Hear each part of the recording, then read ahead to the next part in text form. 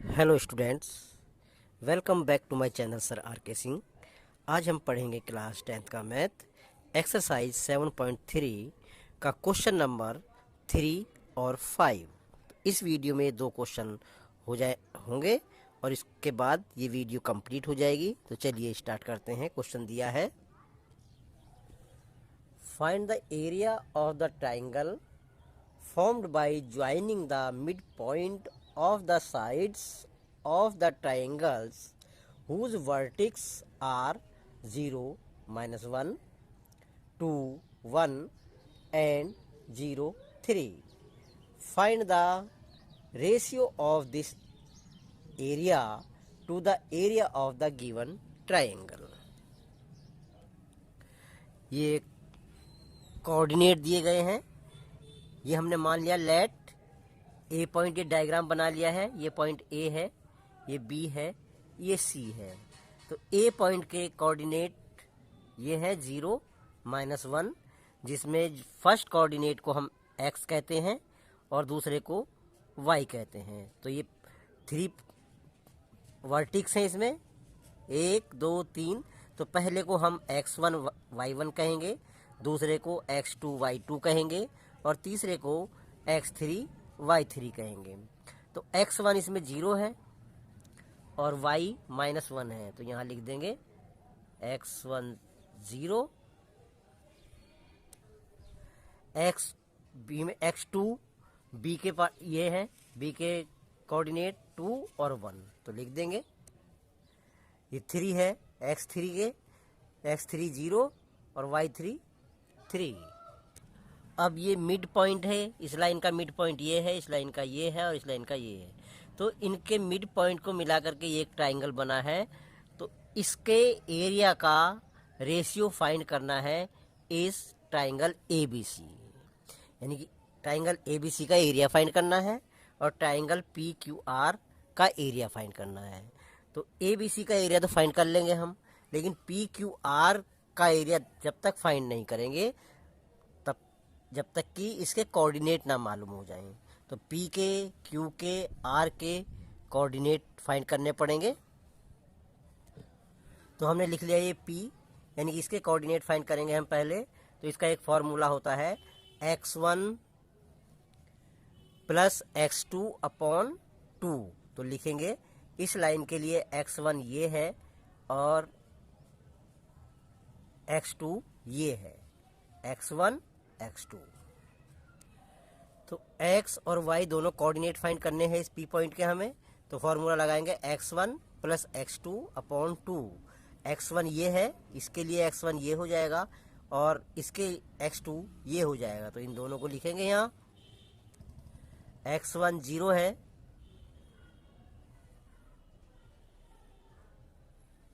और x2 भी 0 है। 0 को प्लस करेंगे 0 आ जाएगा। 0 + 2 को हम 0 ही कहते हैं। तो x कोऑर्डिनेट, एक कोऑर्डिनेट इसका निकल के आ गया 0। अब दूसरा कोऑर्डिनेट फाइंड करेंगे y। y1 है -1 और y2 है 3। ये लिख दिया हमने -1 + 3।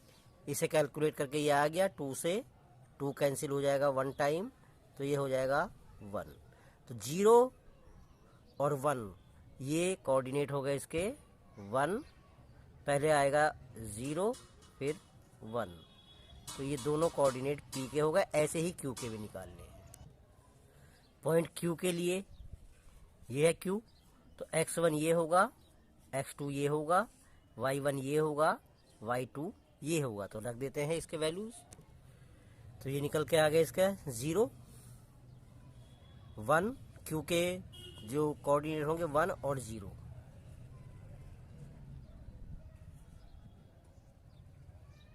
ये आ गए। R के लिए ये लाइन देखेंगे, ये x1 है, ये x2 है, ये y1 है, ये y2 है। इसके R के कोऑर्डिनेट हो गए 1 और 2।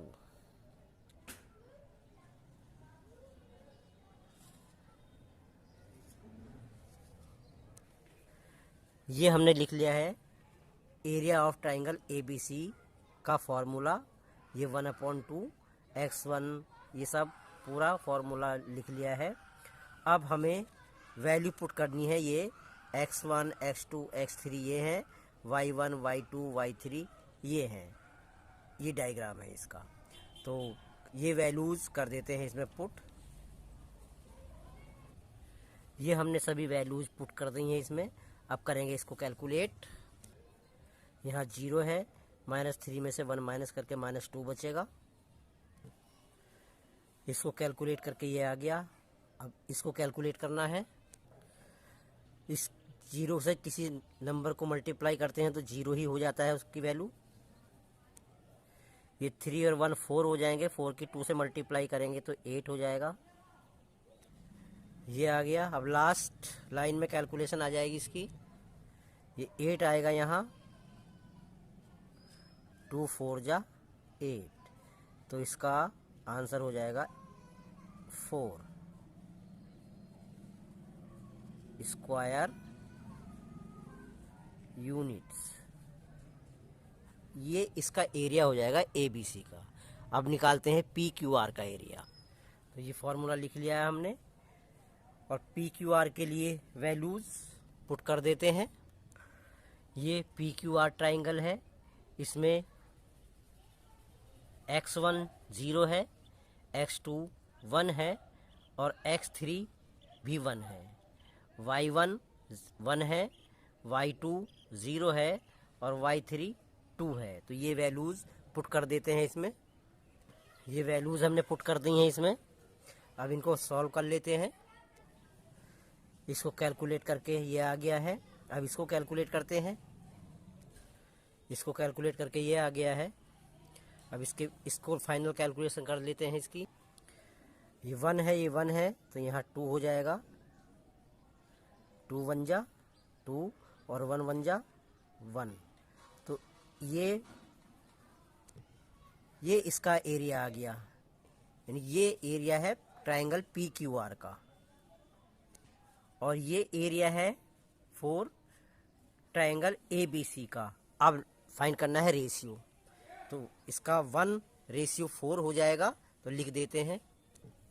ये लिख दिया हमने, ratio of triangle PQR and triangle ABC is equal to 1:4। तो यही हमारा आंसर हो जाएगा। क्वेश्चन नंबर 5 दिया है, you have studied in class 9th chapter 9 example number 3 that a median of triangle divides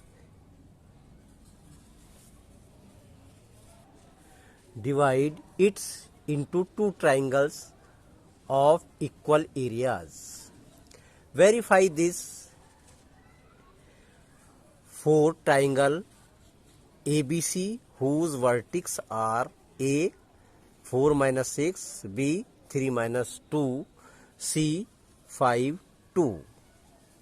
तो ये डायग्राम बना लिया है हमने। इसमें ये पॉइंट A है, इसके कोऑर्डिनेट ये दिए हैं, B के कोऑर्डिनेट ये हैं और C के कोऑर्डिनेट ये हैं। तो हमें ये फाइंड करना है कि इसका एरिया और इसका एरिया इक्वल है, यानी ट्राइंगल ABD और ट्राइंगल ACD का एरिया इक्वल है। हमें ये प्रूव करना है। तो इसके लिए पहले हमें D के कोऑर्डिनेट फाइंड करने पड़ेंगे। ये D के कोऑर्डिनेट है X और Y। X को फाइंड करने के लिए फॉर्मूला होता है x1 + x2 और Y x1 + x2/2 और Y को फाइंड करने के लिए y1 + y2/2। तो कोऑर्डिनेट D है। D को फाइंड करने के लिए हमें x1 ये होगा, x2 ये होगा, y2 ये होगा, y1 ये होगा और y2 ये होगा। तो इसके का यूज करके हमें D के कोऑर्डिनेट फाइंड करने हैं। x1 3 है, x2 2 है, x1 ये है 3 और x2 है 5। तो 3 + 5/2 ये हो गया 8/2। 2 4 जा 8, तो ये आ गया 4, x 4 आ गया। y फाइंड करते हैं। तो पॉइंट डी के कोऑर्डिनेट 4 और 0 आ गए, 4 और 0। अब हमें फाइंड करना है area of triangle A B D का एरिया फाइंड करना है। ये फॉर्मूला लिख दिया है, इसमें हम वैल्यूज पुट कर देते हैं। x1 होगा ये 4, y2 होगा -2 और y3 होगा 0। इसी तरह से आगे कैलकुलेट कर देते हैं। ये हमने वैल्यूज पुट कर दी हैं, अब इनको कैलकुलेट कर लेते हैं। तो ये कैलकुलेट कर दिया है हमने इसको, अब इसे और आगे कैलकुलेट करेंगे। ये कैलकुलेट कर लिया हमने। यहाँ ये प्लस का 4 है, माइनस का 6 है और प्लस का 2 है। माइनस में से प्लस के सब्ट्रैक्ट हो जाएंगे, बचेगा माइनस का 4 और 4 माइनस 4 की और 4 की मल्टीप्लाई हो जाएगी -16। -16 और 8 हो जाएगा -24 + 18। तो ये हो जाएगा 1/2 और ये हो जाएगा 1/2 इंटू -6। तो इससे ये 3 टाइम्स हो जाएगा रिड्यूस। तो ये हो जाएगा आंसर -3 यूनिट्स। ये आंसर आ गया इसका। अब निकालते हैं ट्रायंगल ACD का एरिया। उसके लिए एरिया के लिए फॉर्मूला लिख दिया है। अब इसकी वैल्यूज पुट कर लेते हैं।